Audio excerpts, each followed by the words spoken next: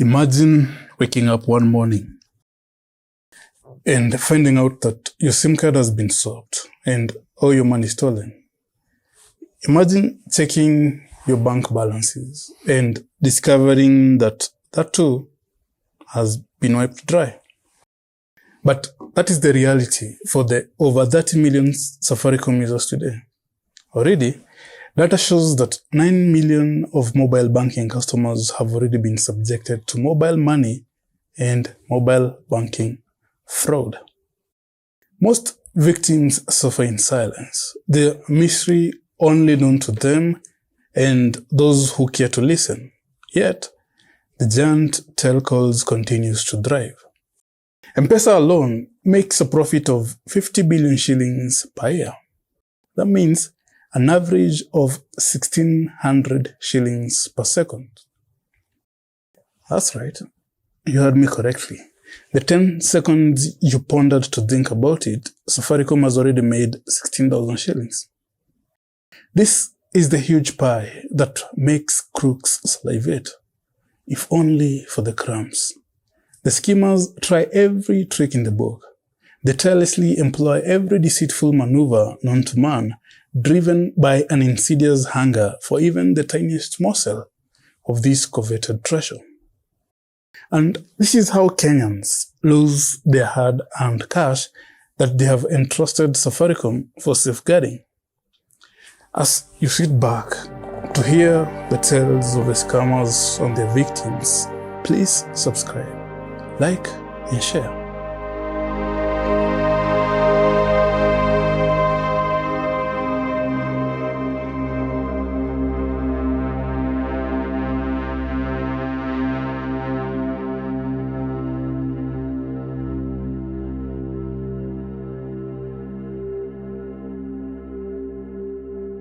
In the archives of despair, January 2022 will bear witness to a chilling tale that sent shivers down the spine of the entire nation. Peter Mwanzo, a policeman, fell prey to the clutches of insidious mobile money fraud. From the shadows, malevolent scammers executed a sinister plot, remotely seizing control of his SIM card. With twisted precision, they pilfered an astronomical sum of 599,000 shillings from his mobile banking wallet, and beknown to him, they further incurred heavy debts under his name. But Mwanzo's tale was not a solitary case in the dark abyss of deceit. Abdizila, a Kenyan magnate, succumbed to the SIM fraud. His fortune, too, was taken by the SIM swap fraudsters, snatching away a staggering sum of 495,000 shillings, leaving him vulnerable and scarred by the relentless torment. Agneta Makoa, a grieving widow, was not spared from this treachery either. The merciless scammers, devoid of compassion, seized upon the vulnerability of her deceased husband. Like vultures preying on the fallen, they exploited her grief, callously racking up mobile loans worth 49,000 shillings in her beloved husband's name. Even in faraway lands, no distance could safeguard the innocent from these malicious onslaught. Farah Bashir, a medical lab scientist, embarked on a business trip to Johannesburg, blissfully unaware of the impending nightmare. In a diabolical act of cunning, the scammers hijacked his Safaricom SIM card, transferring a staggering sum of 2.6 million Kenyan shillings from his Absa mobile banking account. Bashir, a mere pawn in their wicked game, was left reeling, a victim of their remorseless manipulation. And the list goes on, an endless cascade of shattered lives. The tales of Wanjiko, Omari, Wekesa, Juma, Motiso, Naserian, Nyetich, Lokanyang, Rashid, and countless other paint a grim tapestry of deception and sorrow. Across the land, the haunting platform of M-Pesa mobile scams looms, ominously casting its dark shadow upon the unsuspecting masses. Beware, for no one is immune to the holds of this pervasive evil. You too could become a lamentable statistic. Welcome to the Financial Crime Series. I'm your host, Jeph. Today, we look at mobile money and mobile banking fraud.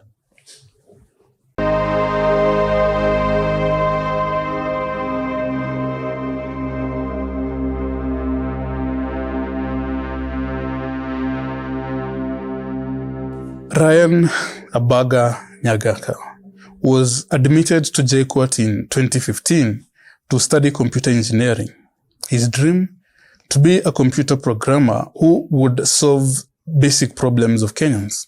However, his perspective quickly changed as he pursued his studies and discovered an easier way to life of bliss. Ryan was introduced to the know-how of Safaricom SIM fraud. He was introduced by a friend, a colleague in crime, and of all coincidences, an employee of Safaricom, one Maurice Musoti. The Ryan and Maurice alliance had other players involved, but the two were the masterminds, intelligent, tech-savvy, moneyed, and with insider resources. In 2018, a seemingly ordinary for-hire figure named Ryan roamed the corridors of JKUAT, a mere facade of a diligent scholar. Amid the bustling lectures, daunting assignments, and relentless submission of term papers, Ryan's existence was veiled in an enigmatic shroud. He did not stay within the campus, but in a lavish, 3-bedroomed abode nestled in the heart of Juja. Such opulence was unheard of among his fellow students. Normal students were content with renting humble single rooms or crumpled bed-sitters. Few had the privilege of visiting Ryan in his ostentatious sanctuary, for it harbored a clandestine purpose that his peers should never know. Behind closed doors, the fraud transpired, and Ryan shared his gaze as a mere student. Within the walls of his house, the atmosphere transformed into a den of vice, a crucible where his wicked schemes took shape. Such was the duality of Ryan's life, a dichotomy of student by day, a master of vice by night. On the other hand, Maurice Musoti spent his days at the Westlands-based Safaricom Tower. He had a cubicle on the 4th floor, where he was a technical supervisor for SIM. He was one of the guys responsible for distributing and accounting for blank SIMs used for replacements. He also had access to the back end of customers' databases. 8 to 5, Maurice was a diligent worker. With his sleeves folded and his tie tucked, he moved around troubleshooting on issues like an IT guy would. He filled in all the necessary paperwork and logged out of his workspace at exactly 5:15 every day. He'd then go for a drink with his friends before heading home and start his day all over again. Some days, especially when he and Ryan had a target to scam, Maurice would drive direct to Juja, to their den of vices. So on this particular day, after work, he drove towards Thika Road from Sarit Center through Muthaiga Road, and within an hour, he was in Juja to link up with Ryan and start their moonlighting. So intricate was the network that the duo of Maurice and Ryan had that it was hard to decipher. For one, both had used proxies to register several M-Pesa agent shops. One in Nairobi, Embakasi, another in London, Nakuru, a third in Mailine, Nyahururu, a fourth in Mulot, Bomet. These shops were supposed to receive money deposits and also make withdrawals. The second was a Safaricom dealer agency. These were supposed to assist with SIM card issues, more specifically, SIM replacement and new lines registration. The headquarters of all these so-called shops were housed in that Juja apartment. They were tools for their deceit game. They had several Mobicom phones used in registering M-Pesa user SIM cards, several laptops and internet boosters, And most importantly, they had thousands of empty SIM cards that Maurice had succeeded to procure for this operation. This was their big night. As darkness cloaked the world, Maurice and Ryan embarked upon a pivotal juncture. Their every waking moment had been consumed by unrelenting pursuit, tracing the steps of their marked victim with meticulous precision. For them to pull off the SIM card heist that they were planning, one thing had to be in place.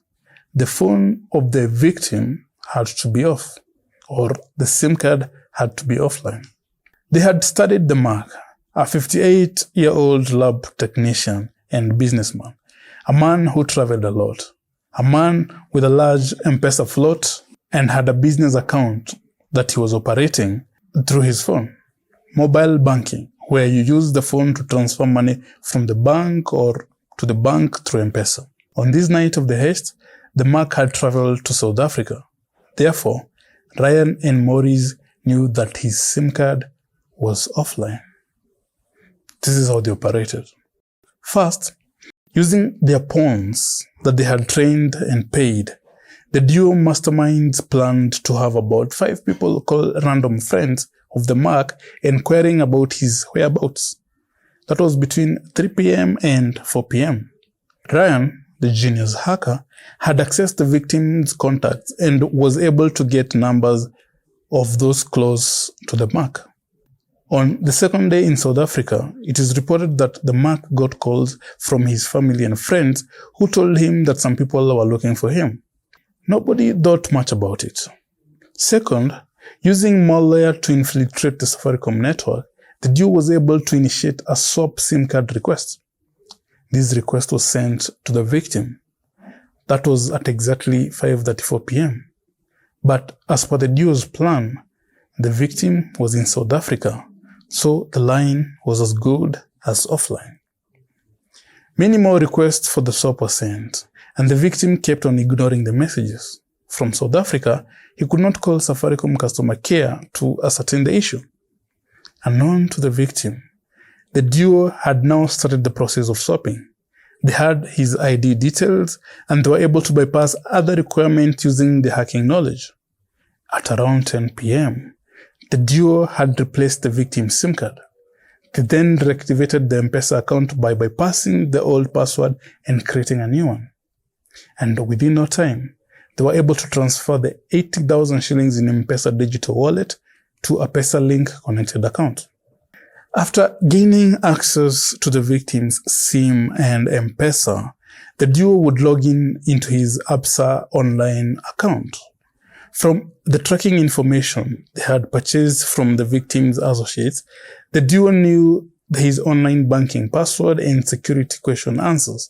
And now they had the same line where the one-time password or OTP would be sent. Between 10 p.m. and midnight, the duo was able to transfer 2.6 million shillings from the victim's shillings account, dollar account, and pounds account. As the victim watched in horror as his account was depleted, the duo was calling it a night. In the morning, Ryan went to class and submitted his assignment. Maurice went to work and performed all his tasks. I don't know how many more times they pulled this heist, but eventually, Maurice and Ryan were arrested.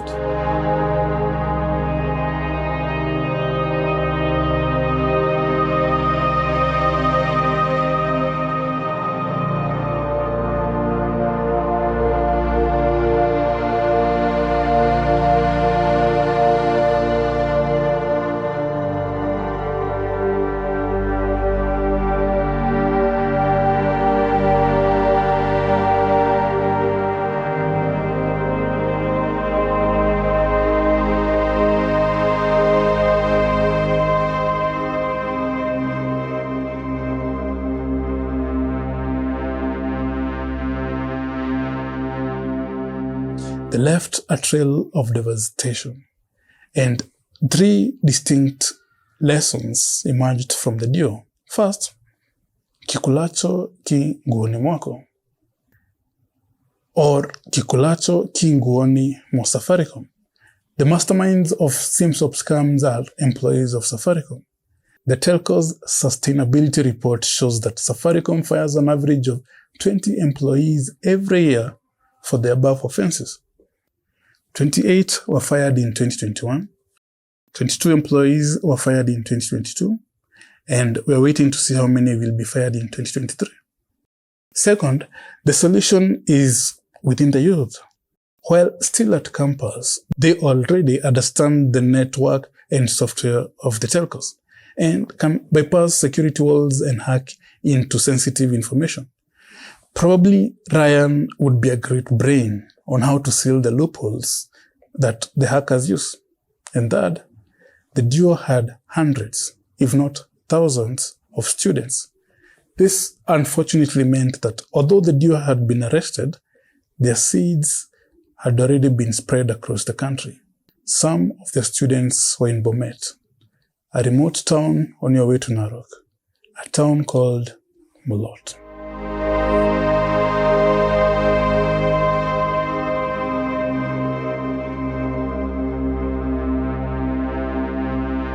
In the vast expanse of their dark empire, Maurice and Ryan held sway over an army of followers, numbering in their thousands. The most infamous of these remnants are the Mulot hackers. These are not sophisticated as the duo of Ryan and Maurice. They are young men and women between 20 and 24, with a little training in business English, tech words to make them look savvy, and social engineering skills to be manipulative and persuasive. The Mulot gang are pawns under a more sophisticated mastermind who has contacts with Safaricom employees. The mastermind also has a network for money laundering, sometimes working for local corrupt politicians who would want their money washed. The stolen money is withdrawn from agents he has established and proxy accounts that he owns. The mastermind was one Gideon Mark and one Hilary Rangat, alias David Mutai. In that realm of deception, Gideon Mark and David Mutai reigned as puppet masters, commanding an army of pre-adults, willing participants in his con game. David Mutai's regime preceded him. He had once orchestrated the scamming of a prominent politician, close to 1 million shillings, as one local daily reported. With a script so simple, it was a symphony of manipulation that unfolded. They donned the facade of Safaricom customer care agents, their voices dripping with false sincerity as they randomly dialed unsuspecting Safaricom subscribers. In the well-planned web of the deceit, they exploited the vulnerability of trust, weaving a story of psychological manipulation to ensnare their victims. With precision and cunning, the Mulot gang understood the laws of probability, knowing that for every 10 calls they made, at least 3 would succumb to their fraud. Armed with this knowledge, they played upon the human tendencies of trust and curiosity, a calculated dance that relied not on technical exploits, but on the fragile nature of human psyche. Once they had a potential victim on the line, the attackers skillfully wove their web, preying upon their target's unsuspecting nature. With a final stroke of wickedness, they whispered the sweetest words a customer care agent would utter, luring their victims into a false sense of security. "Thank you for being our trusted customer," they would say, their words dripping with deceit. "Your issue has been resolved.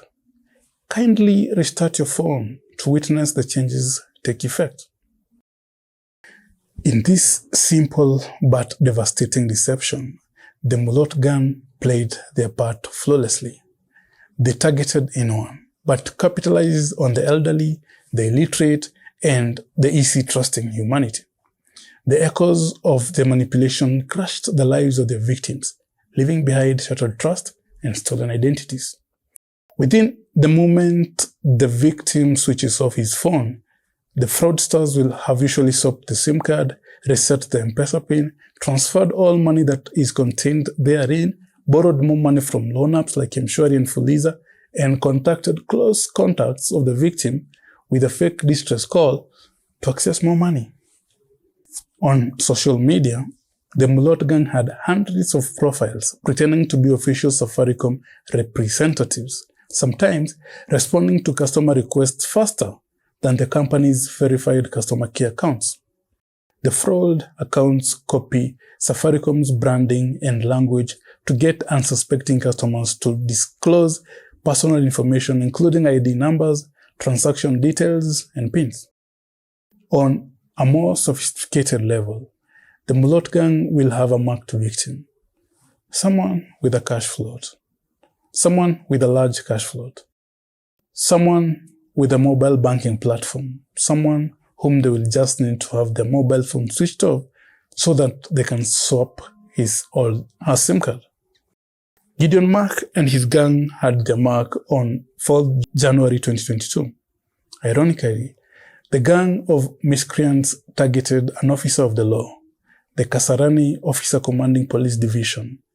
The decorated police officer was a busy man and one not known to entertain idle chat and waste time.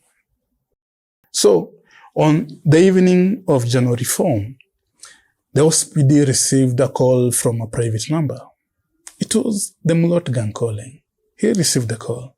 He thought he would be coming to the rescue of another Kenyan in distress.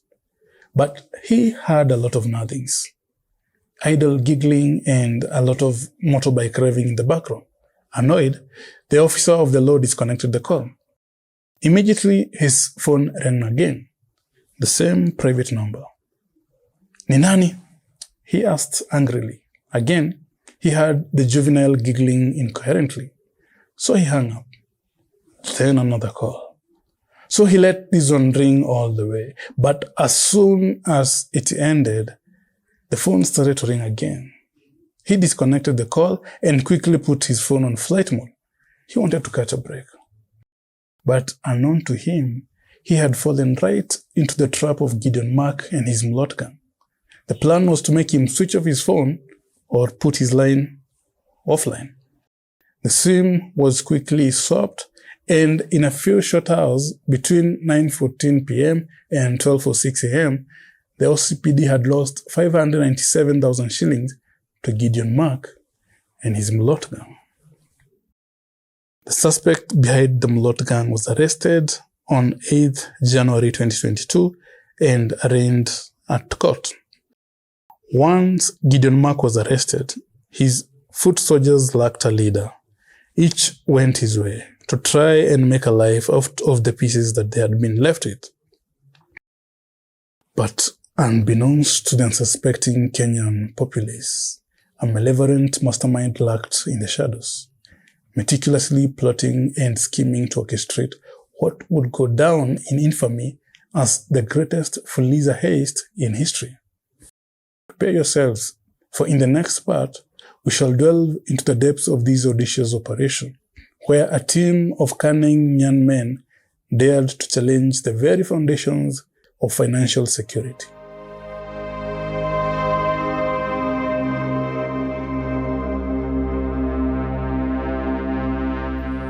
In the wake of the unfolding scams, Safaricom and other telcos had taken initiatives to curb the vice. Subscribers have been sensitized and fraudsters are now easily recognized. Safaricom's anti-fraud initiatives included introducing a new code in May 2022 that enables users to block fraudulent attempts to swap their SIM cards. In March 2023, Safaricom also signed up major banks to its new SIM swap check anti-fraud service, which allows them to check when a customer's SIM card was last swapped. With that information, banks can determine whether a customer's transaction is fraudulent and take additional steps. But this only meant that the scammers would come up with a new way to make easy and quick money. In the late months of 2021, another set of masterminds emerged. One was a Safaricom employee who had access to SIM cards and know how to bypass the usual SIM registration processes.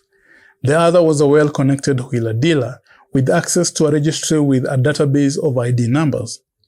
The two invested in a tidy sum in the operation, with the aim of reaping 100-fold or more.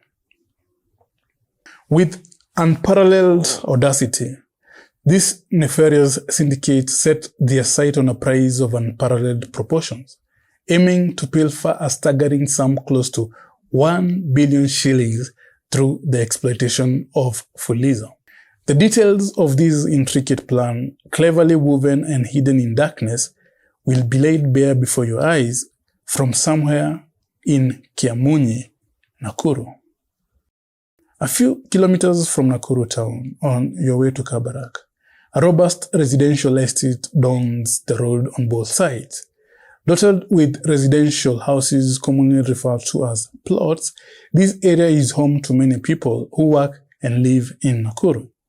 In the early 1960s, as a land buying company was formed by residents of Kiambu, Murang'a, and Nyeri, they bought a large tract of land from the colonial settlers who were exiting the country.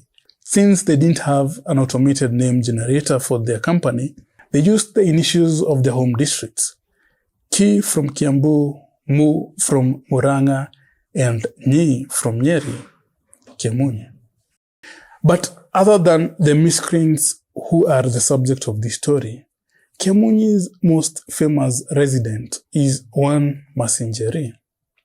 The estate is also known as the home of this famous girl, whose brief life left a massive impact on the lives of its residents. Mercy Njeri was born in Kiamunyi in 1975 and lived a normal life until she was 6 years old. She went to Kiamunyi Primary School. She, however, became sickly and developed complications which forced her parents to take her to hospital. The then President Moi, who was briefed on the issue when he visited the school, intervened and offered the money needed for the girl's treatment. Unfortunately, the girl succumbed while receiving treatment. President Moi attended the burial. He also granted the teacher's wish to rename the school Masinjeri Primary in memory of Masinjeri. A secondary school and a shopping center would also be named after the girl. But the Fuliza heist will make the residents of Kiamunyi shiver. To execute the audacious plan, the masterminds recruited young pawns, unwitting participants, driven by desperation and the allure of easy wealth. The recruited fell upon a specific demographic: young, unemployed youths aged between 24 and 30-year-olds. Driven by a primal instinct to survive, these young souls navigated a dangerous path, their moral compass veering, of course, in the pursuit of financial salvation. Unbeknownst to them, they were but expendable chess pieces, manipulated by the cunning minds orchestrating the grand design. Their dreams of a better life, once flickering with hope, now entangled in a web of deceit that would ultimately consume them. The team set up the operation in Nakuru, Kiamunyi. They started by acquiring over 50 handsets and 126,000 SIM cards. Imagine, 126,000. The first task was to register the empty SIM cards to the stolen IDs. Then the pawns spent night and day registering the SIM cards to the IDs. Each ID could register up to 5 SIMs. These youngsters, trapped in the suffocating grip of economic hardship, became the unwitting foot soldiers in the elaborate game of deceit. Lulled by a promise of quick riches, they succumbed to the temptation.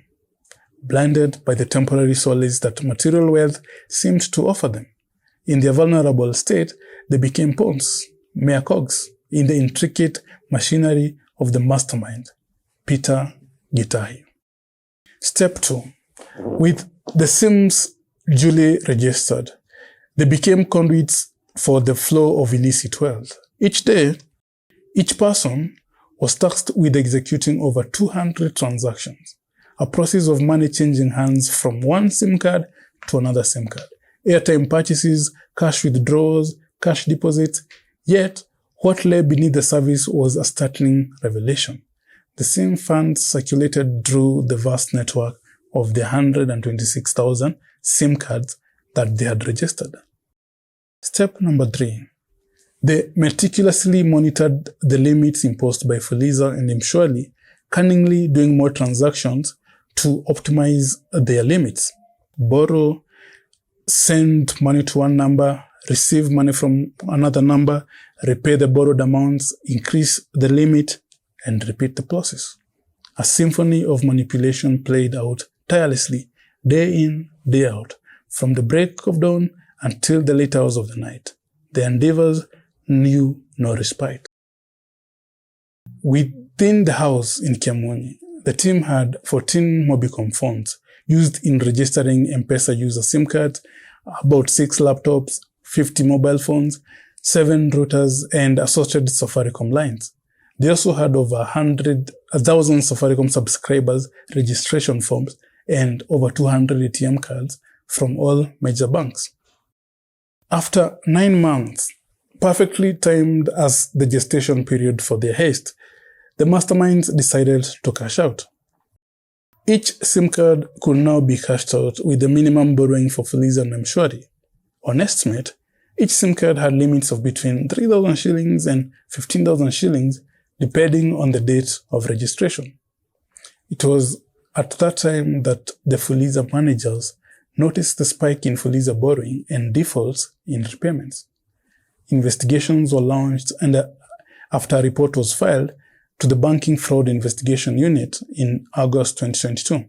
As the pawns diligently executed the orchestrated transactions, the masterminds reveled in their ill-gotten spoils, indulging in a lavish spending spree that showcased their newfound wealth.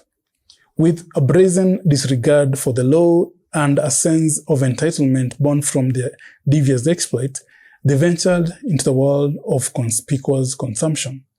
Their greed on full display. They acquired not just one, but 2 brand new Subarus, sleek symbols of opulence and excess. They extended further as they added a brand new Mark X to their collection, its powerful engine purring with satisfaction. And not to be outdone, a brand new Probox, its utilitarian facade concealing the illicit origins of their wealth. But the extravagant acquisition did not end there. Flush with cash, the mastermind spared no expense, indulging in shopping sprees that echoed their insatiable appetite for material possession.